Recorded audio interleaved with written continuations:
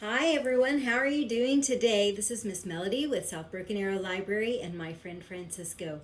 Let's sing our hi song. Hi, hello, and how are you? How are you? How are you? Hi, hello, and how are you? How are you today? Welcome to Summer Reading Program. We're going to have a magical summer. All right, so are you ready? Let's sing our Build a Reader song. These are 5 things that you can do every day to build literacy in all its forms, and that is to talk, sing, read, write, play. Talk, sing, read, write, play. Talk, sing, read, write, play. Talk, sing, read, write, play. Yay! Let's talk about reading. Reading is a great way to develop vocabulary. Books have a much more rich and diverse vocabulary that kids will encounter whenever you read books to them than you might find in normal conversation. So reading, it makes the vocabulary grow. All right, are you ready? I have a magical book for you. This is Not Quite Narwhal by Jessie Seema. Not Quite Narwhal. Kelp was born deep in the ocean. He knew early on that he was different from all the other narwhals. His tusk wasn't as long as everyone else's. He had very different tastes in food, and he wasn't a very good swimmer. But he surely did try, didn't he? But his friends didn't seem to mind. So he decided he didn't mind either. That is, until he was swept away by a really strong current. I wish I could be a better swimmer. Kelp found himself on the surface of the ocean, closer to land than he had ever been before. And look what he sees in the distance. It's something that looks just like him, Kelp. So Kelp swam toward the land as fast as he could, which wasn't very fast at all, hoping that he could catch up with the creature that looked just like him. And when he finally reached the shore, Kelp felt a little bit anxious. He had never left the ocean before. He was nervous about walking on the land for the first time, but the land creatures, they made it look so easy. Do you think he's going to have a hard time walking, or do you think it's going to be very easy for him? Let's find out. Oh, it doesn't look like it was as easy as he thought. Oh, there he is trying to walk like a crab, and how to jump like a frog, and finally how to walk like a turtle. And he eventually got the hang of it. Good job, Kelp. Everything on land was strange and beautiful, but also a little bit scary. So he began to think he might never find the creature that looked just like him. But as he stumbled out of the forest, what do you think he found? He found land narwhals. Look at that. It's so beautiful there. And this land narwhal says, actually, we're unicorns. And by the look of it, so are you. He's a unicorn? He's not a narwhal? Kelp had never heard of unicorns before. They taught him all sorts of new things about his tusk. We call them horns. Wow, look at that rainbow that he made with his horn.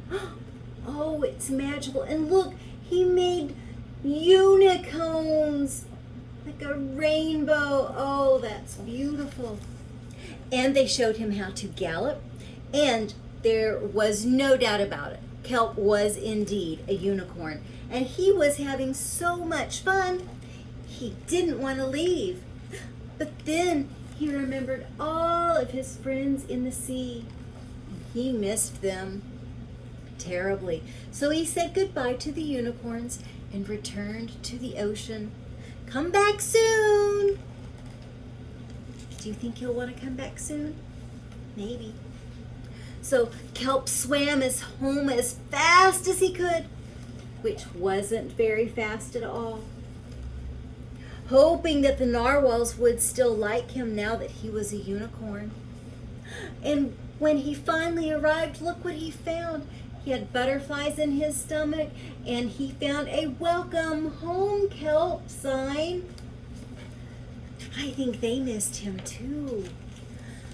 So Kelp took a deep breath, and he told his friends the news. It turns out I'm not a narwhal. Well, of course you aren't. I'm a unicorn. We all knew that. And they took it quite well. Kelp was happy to be home, but now that he'd experienced life on land with the unicorns, he couldn't seem to forget about them. Did he want to be a land narwhal with the unicorns or a sea unicorn with the narwhals? Kelp couldn't decide. But then he realized that maybe, just maybe, oh, look at that. You've got narwhals and unicorns pretty close together. Maybe he didn't have to choose. Maybe they could all be friends together. Oh, look at that. They are all having narwhal and unicorn fun. The end. Good job listening. All right, so in that story, Kelp has to learn how to walk. So let's walk like some different animals in the book. So I'm going to stand up.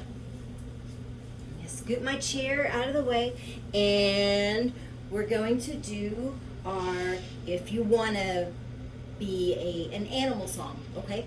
If you want to be a crab, walk like this, really fast sideways. If you want to be a crab, walk like this.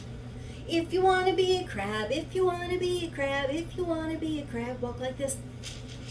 If you want to be a turtle, walk so slow. If you wanna be a turtle, walk so slow. If you wanna be a turtle, if you wanna be a turtle, if you wanna be a turtle, walk so slow. I think I was actually walking a little bit fast for that. All right, now let's do the snake. If you wanna be a snake, slither slow. If you wanna be a snake, slither slow. If you want to be a snake, if you want to be a snake, if you want to be a snake, slither slow. Good job. All right. I have a friend, not Francisco. I have Bentley right there. Bentley says hi. All right. Do you know what time it is now? It is time for bubbles. We have lots of bubbles.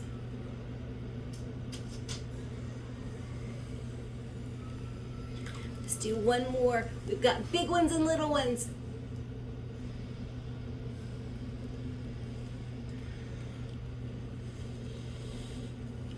Lots of little bitty ones. All right. Story time is over now. Over now. Over now. Story time is over now. See you here next time. So excited to be here. Welcome to Summer Reading Program again. We're going to have a good time. All right. So why don't you tell us in the comments your very favorite animal that was in the story today?